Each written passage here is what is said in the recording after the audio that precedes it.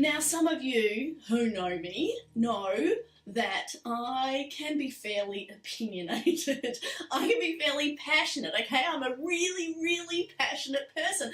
I get way excited about beautiful, exciting, wonderful things, and I get really angry and annoyed at injustices in the world and things that irritate me. And one of those things that irritates me are people who do not engage their audience when they get up to speak.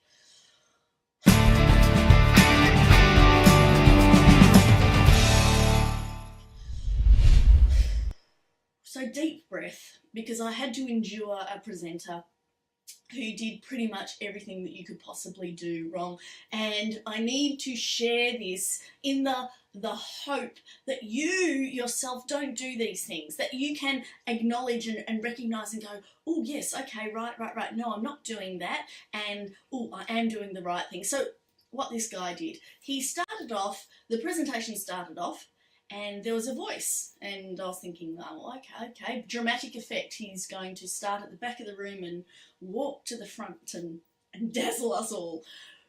But no, he started at the back of the room and he stayed at the back of the room. So there was just this voice coming, and after a while, you know, a few of us were looking around trying to find where the voice was coming from the back of the room.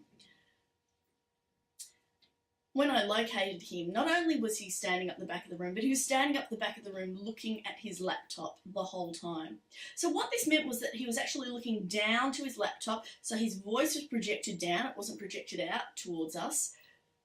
And what happens sometimes when you project your voice down into your laptop, and this can happen from the front of the room also, if you're looking down, the sound bounces back to you and you actually can drop your volume. If you're not experienced, then you drop your volume because you sound kind of weirdly loud to yourself. So not only are you not looking out and projecting out your voice to your audience, you're looking down and you drop your volume. So it becomes a harder person to hear, it's muted. So he's up the back of the room, he's looking down, he's muted his volume, and he spoke with virtually no personality. It just droned on and on. He had a monotone voice as slide after slide after slide, and these were horrible slides, which is another rant for another time, but these were slides that just had so many lines and bullet points of details and little marching things that came on, and deep breath. There was no eye contact. There was no connection with the audience. There was no feeling and passion to what he was saying. We didn't get that he loved what he was talking about, that he wanted to share that with us. And no matter how knowledgeable he was, if I don't get that you love what you're talking about, that you're interested, that you want me to know about it, then I feel like I'm wasting my time and you can feel like you're wasting your time listening to people. And I'm sure you've had that experience where you've been listening to someone and it feels like, well, they can't be bothered, so why should I?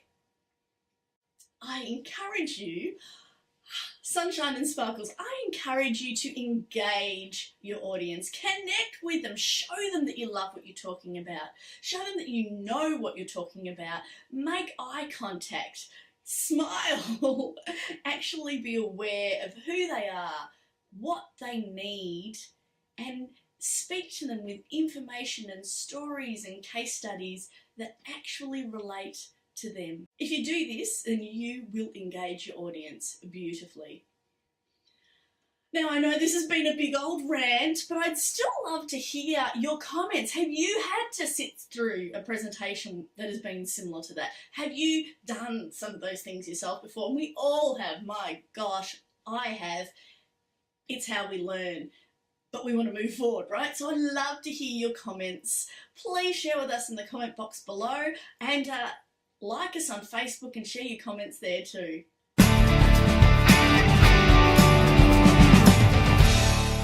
There was no eye contact.